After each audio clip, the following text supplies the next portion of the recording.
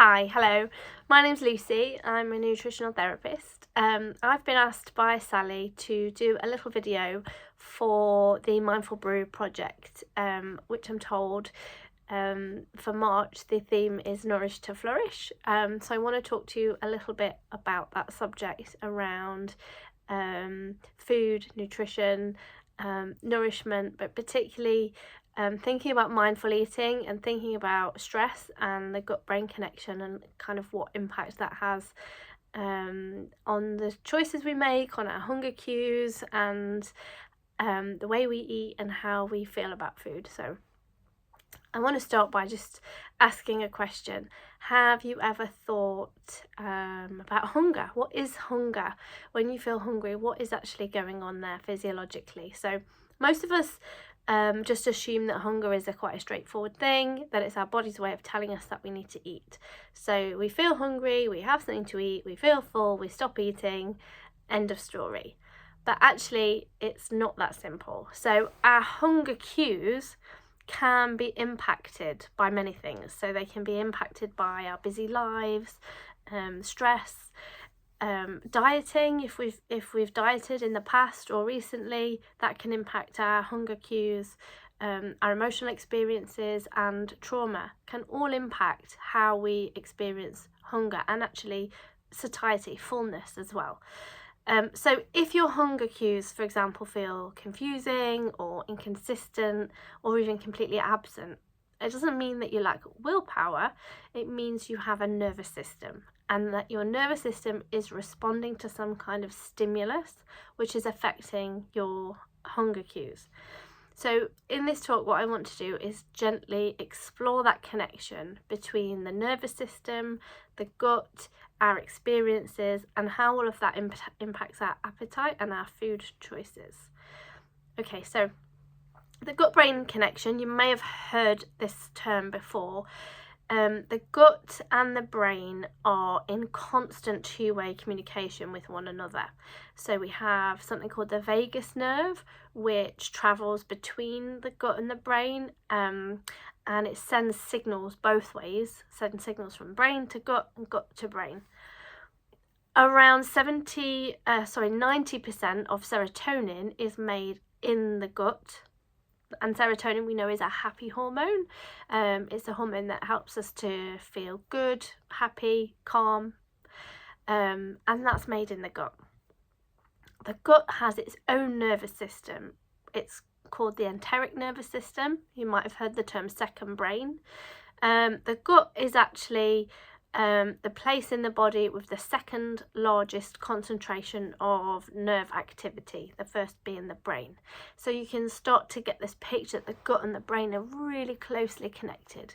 If you've ever had a gut feeling about something or something's given you butterflies in your tummy, that's that gut-brain connection really at work.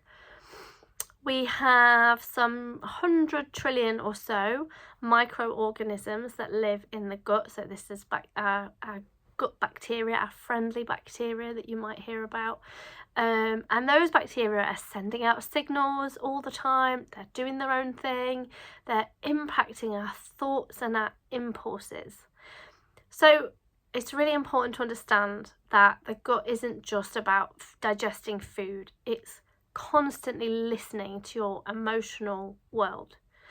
So therefore, any stress that we experience, any trauma that we experience impacts our gut, impacts our food choices, our impulses, our hunger cues, our satiety. So it's really important to kind of to appreciate and understand that gut-brain connection, because it's really key when we're talking about health and well-being and healthy eating. It's not just about what we eat, it's about what's going on with our digestive tract and our gut-brain connection. So what happens when we feel unsafe, whether that's emotionally or physically? So most of you will know that the nervous system shifts into fight or flight mode. So fight, flight or freeze. in this situation, blood is diverted away from digestion, away from the centre of the body and out towards the extremities. That prepares us for running away or getting into a fight. But in this process, our appetite hormones are affected, our ghrelin, our leptin, our cortisol, and these hormones dictate our hunger cues and our satiety cues. So when we're in a stress state, our digestion can either slow down or it can speed up, and our hunger can disappear or it can amplify. So what's happening is you're in a survival mode situation, you're highly stressed, you're in a survival mode situation, and so your body's priorities have changed. Digestion is no longer the main focus. For some people, stress can suppress your appetite, but actually stress can also increase your appetite. Both are normal biological responses, and it's important to know that if you feel like you're hungry all the time or you don't have any hunger cues, it's not because you're broken, it's not because something's gone wrong, it's just your nervous system in action. Okay, it's working to try and protect you. So in this scenario of us being really stressed or been through a trauma, our hunger cues can become a bit wonky. And there's many ways in which this happens. So chronic stress, we've touched on. Chronic stress causes elevated cortisol levels, and what this can do is increase our cravings. That might be the body's way of trying to get some quick fix energy to deal with this impending situation. And it can also disrupt our satiety signals. So we might not realise it when the body is telling us we can stop eating now, we're full.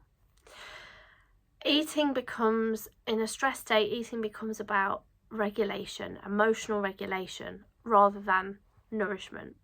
So if you've ever felt like you're eating to your emotional eating, it's a normal nervous system response. Okay. If you've experienced some kind of a trauma, there can become a sort of disconnect between us, the gut and the brain, and it can create a kind of level of distrust. So what's happening is we can disconnect from our internal signals as a kind of coping strategy. So, or maybe perhaps you've overridden your hunger cues because of chaos in your life, or because of yo-yo dieting, for example, and in which case signals become dampened down. Okay, they become quieter.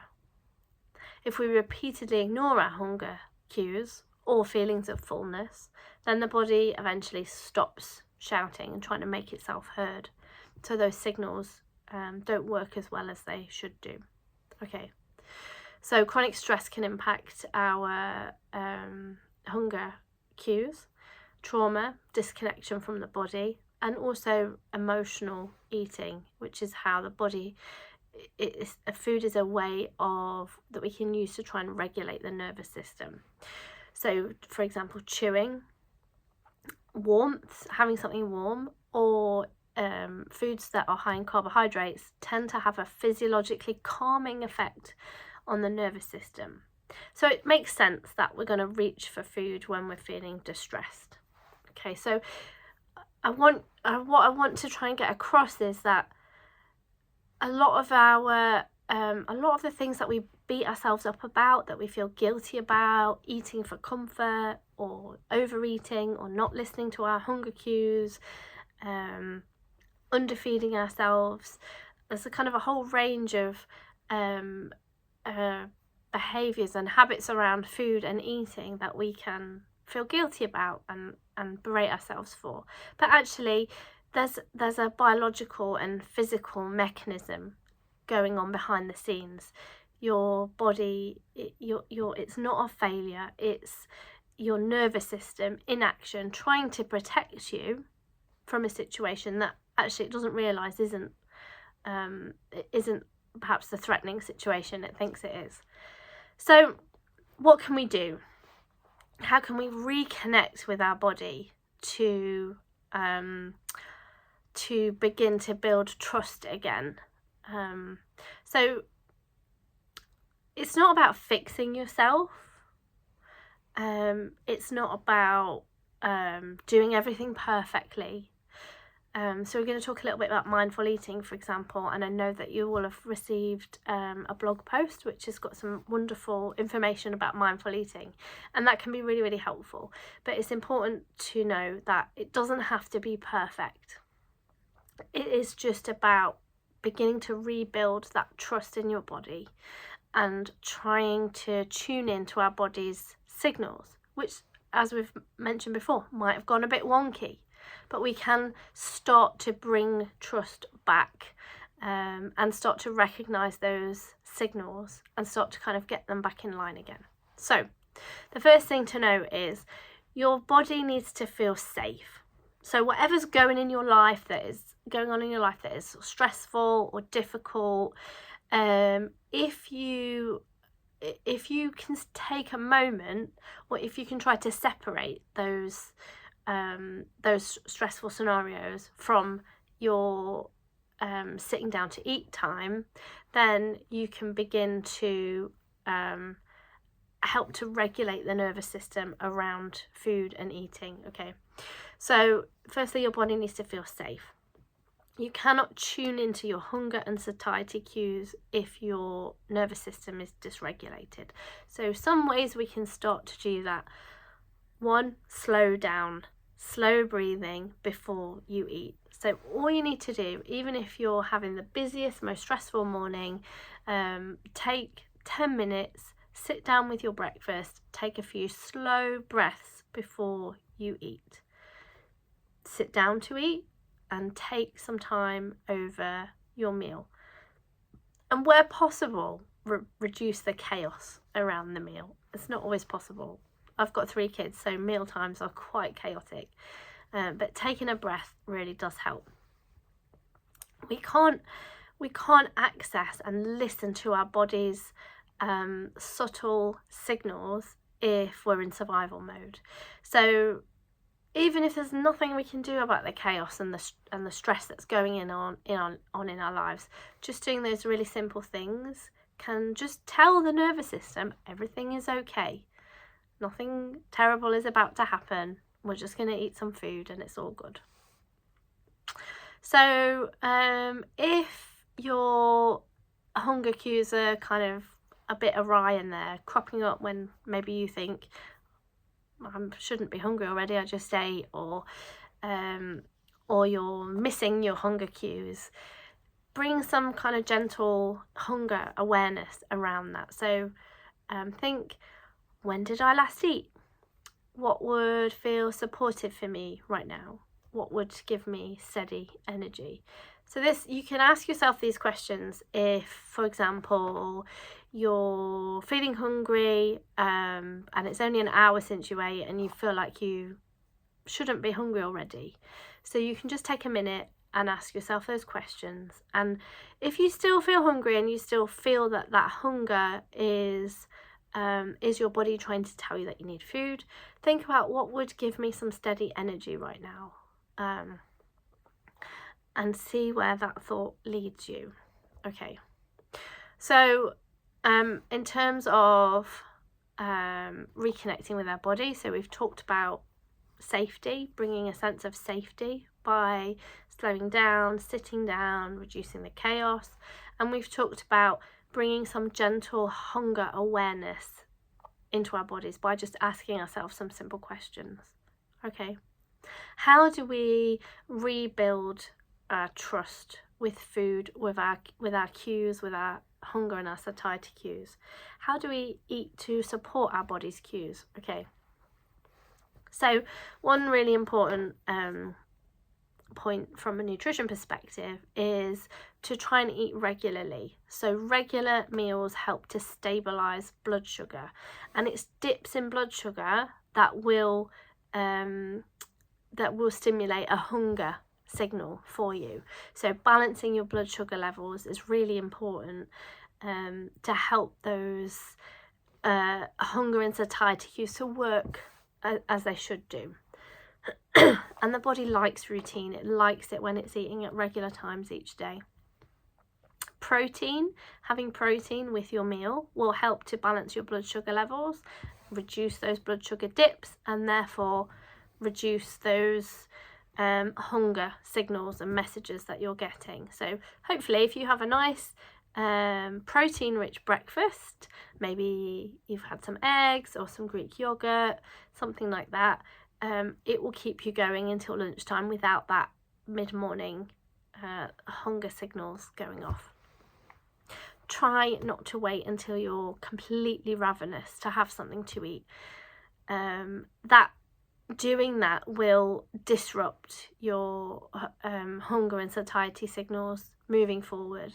And it will create this like sense of urgency. If you're completely ravenous, you'll have a physiological response where the body thinks that eating right now is really, really urgent, and you'll find it really difficult to override that, and it might impact the food choices that you make. So try not to wait until you're ravenous to eat something.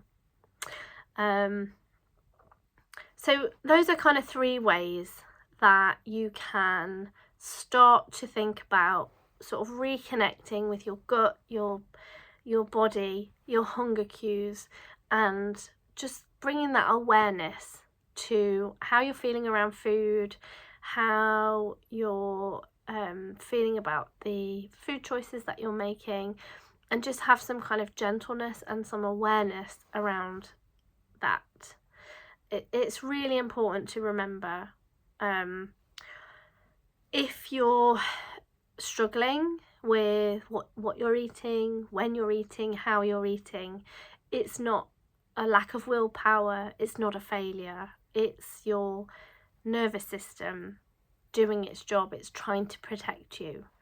But sometimes, when we have a chronic state of stress, things can go awry, things can go a little bit wonky.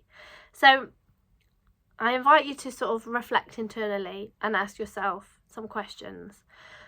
What would it feel like to approach food with curiosity instead of criticism?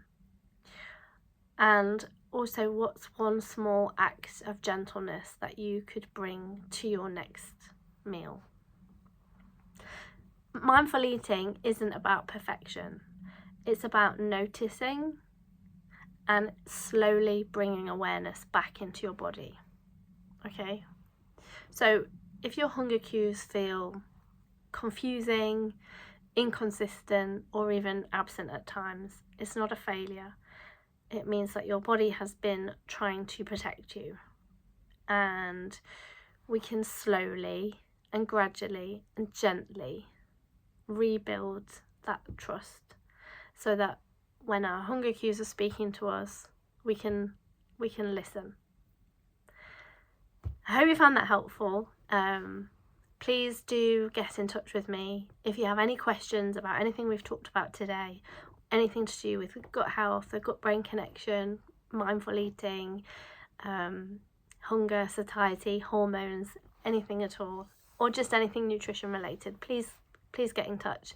And I hope you find that useful. I hope you enjoy the blog post, Nourish to Flourish, on mindful eating. And yeah, thanks for having me.